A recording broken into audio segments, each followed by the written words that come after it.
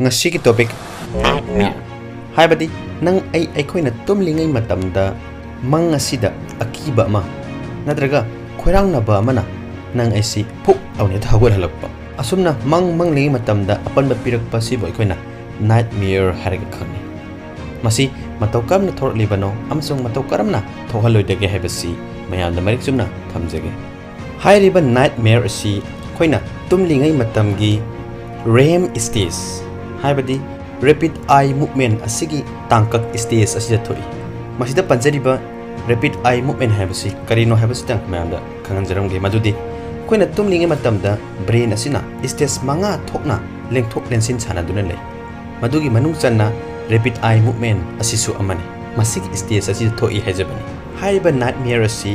angang singdana hena chang yamna thokali adumakpu ahal singdasu adumak thoi nightmare si phoglakpagi maram kaya marum ama leikre ahanba maramda akoina athengba asoi apa sasanba late night snacks haiba sing asi sasanba sina akoigi brain wave asi hen puto halakpa maram asina su akoigi nightmare si thoknabagi maram ama oirai ani suba maramda akoigi akhanaba ta langthaksing khodamoina blood pressure medicines loinana depression faranaba guli anti depression medicines asina singba sing asina su akoigi nightmare si tholnabagi chance yamna wangi maram amana akoina tumlamdai matamda yamna ningba kaina tumkiba loinana tumba yadabagi leina haiba tare sleeping disorder asina singba sing asi leiba sinasu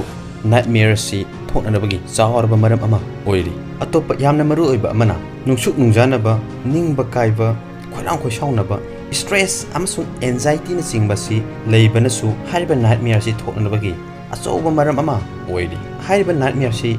thoktanabagi damak aikoina schedule 9 na matam chana tumba loina healthy oiba afaba chinjak tamak saba athengma matamda junk food snacks na singbasi aikoina avoid topiba asumna tobirabadi nightmare si thokpadagi chang kharadawasu handaga doriban